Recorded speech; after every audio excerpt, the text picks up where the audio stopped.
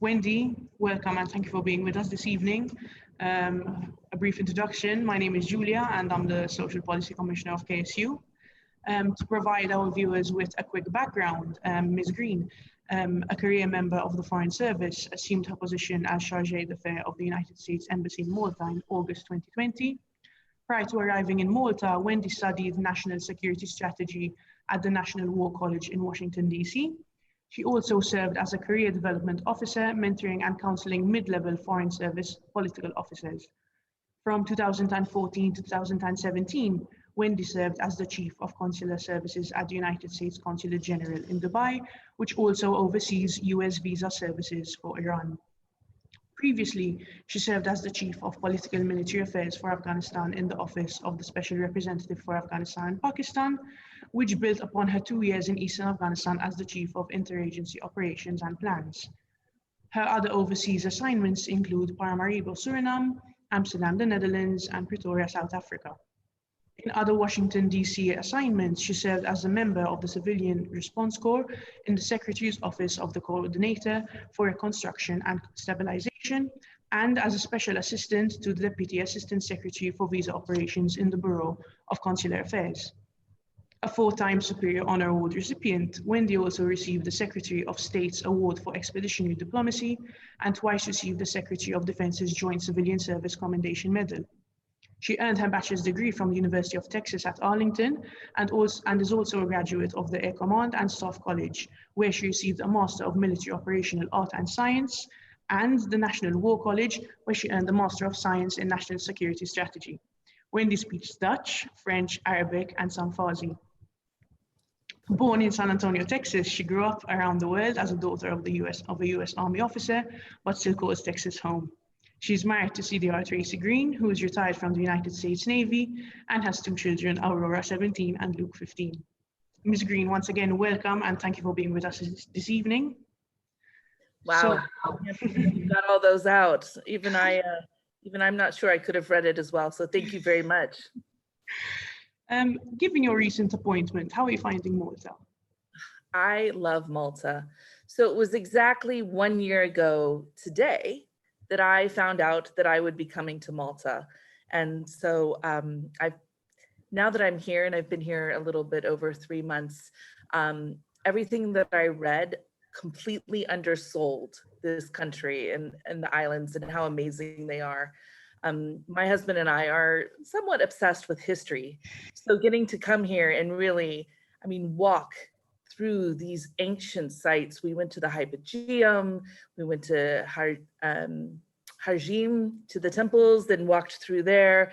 And I was so moved about how much Malta plays a role in the history of people, not Europe, not Africa, not the Mediterranean, literally of humankind. And so every time I turn a corner, I get excited because it's something new to learn or see. And the Maltese people have been amazing, so warm, so welcoming, really sharing everything about the country with me. And I just consider myself so lucky to have this assignment. And 1 year later, no regrets about that offer to come here a year ago. So glad to hear you say that. On a different note, what led you to your choice of career? I would say that every Foreign Service officer, every diplomat has a different answer to this question. But I suspect that a common theme among all of us is an extra interest in all things international. So I grew up overseas, as you mentioned, the daughter of an Army officer, a US Army officer. And I was lucky that as a child, I got to live in Japan and then later in Belgium.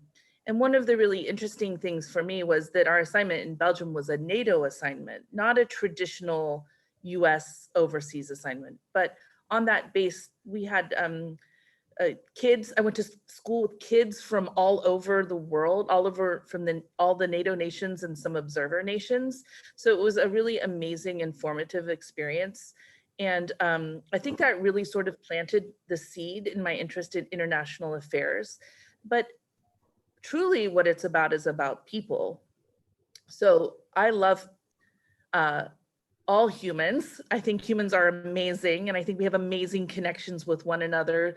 And sometimes we get really focused on our differences, but when we come together and we talk and we share our experiences, we find that we have so much more in common than we do different.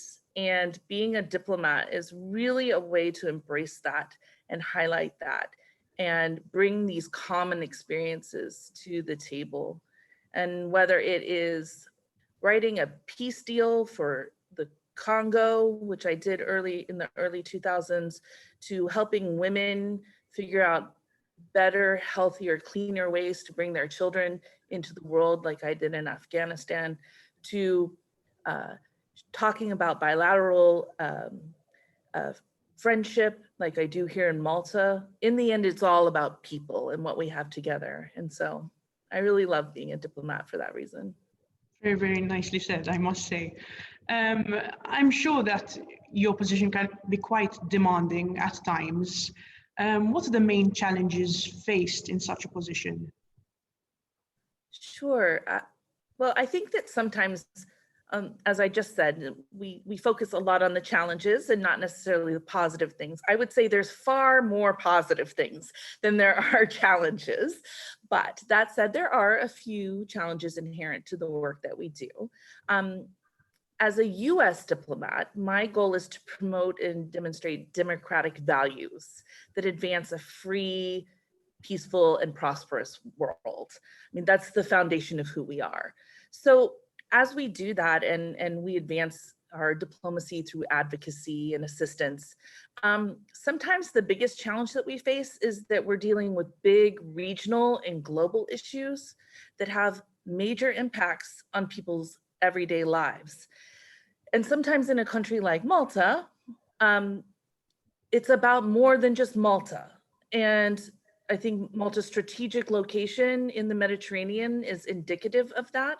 So sometimes I find myself talking not necessarily just about Malta, but about regional issues, international issues, these types of things. And those can be the challenges. I think another challenge for me is just finding enough time to do everything that I want to do, because there's so much work to do and so many great things that we can advocate for and promote in terms of our relationship and in the United States. And there's just not enough hours in the day. So that's probably the biggest challenge I face. I totally agree. So we've mentioned challenges. Moving on to a current issue, the COVID-19 pandemic has affected various aspects of life worldwide. How has the pandemic affected your work at the embassy? How has it not affected our work at the embassy? I think like everyone around the world, we are struggling to find a way to find balance. How do we keep doing the important work of diplomacy while also ensuring that we are taking care of our people and making sure everyone is as safe and protected as they can be? So, you know, we follow the directives that are outlined by the government of Malta and also our Centers for Disease Control. And we are in constant contact with the local government to ensure that we're in compliance with that. And that's first, the safety of the people here who work here, it's at the forefront of my mind in every decision that I make every day. So along those lines, currently, many of my colleagues here at the embassy are teleworking to minimize the risk of spread. We do that as much as possible. And whenever we're here in the building, we practice social distancing, of course, and we wear masks in compliance with local laws and for safety purposes. I think that one of the hardest things for me with COVID personally was I arrived just as the cases began to spike here in Malta. And typically when you arrive in a foreign posting for a leadership position, you have large receptions so that you can meet people, you get together, you have these gatherings and meetings to really introduce yourself and learn as much as possible. Well, obviously that's not happening. Also, another example of this would be in a typical year, we might do a breakfast as election results come in. this year we can't do that breakfast because it's just not safe.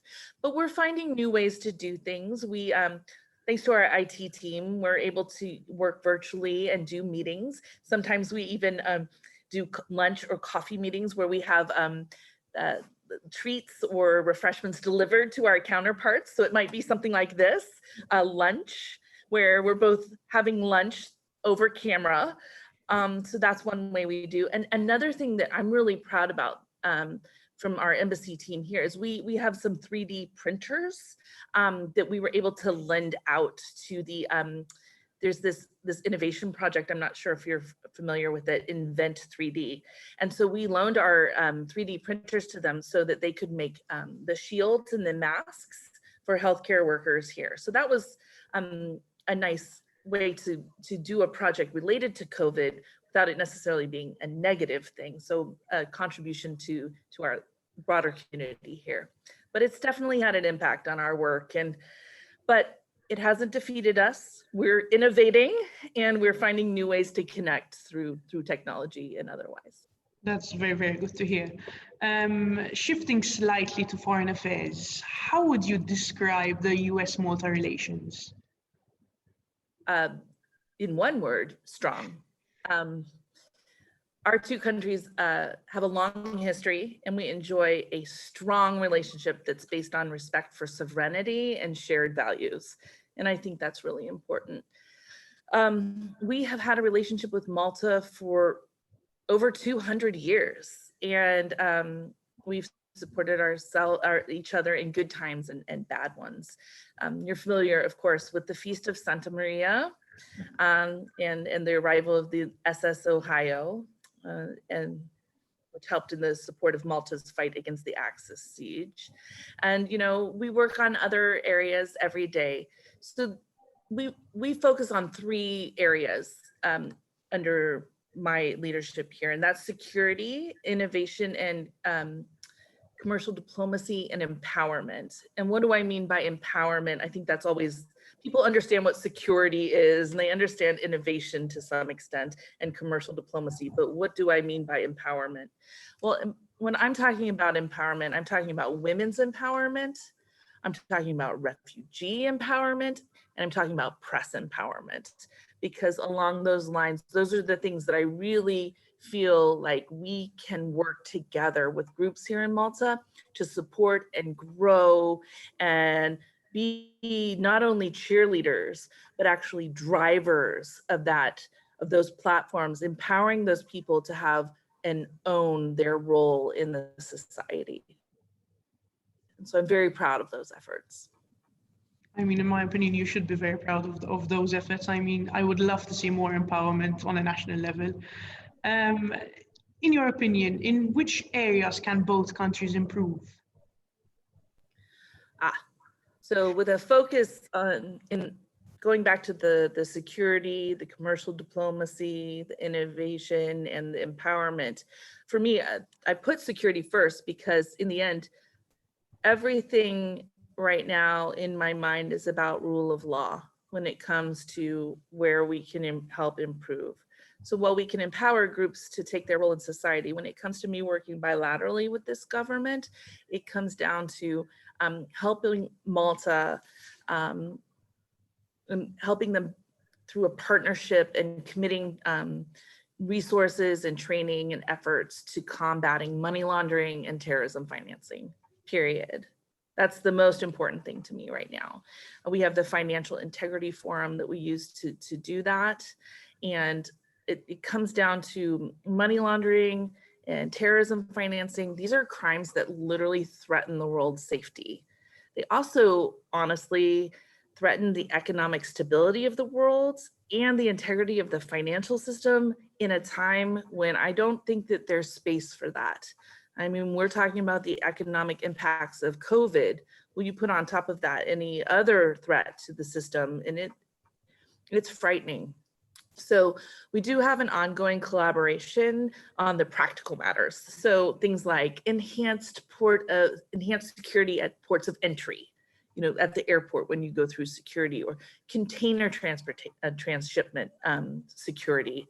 We do training programs for members of the armed forces, customs, civil protection personnel.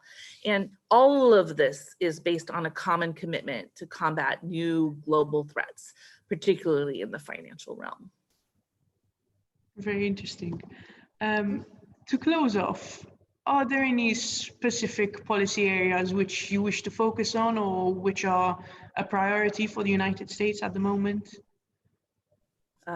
Like I said in the beginning, the biggest challenge is finding the time to do everything I want to do.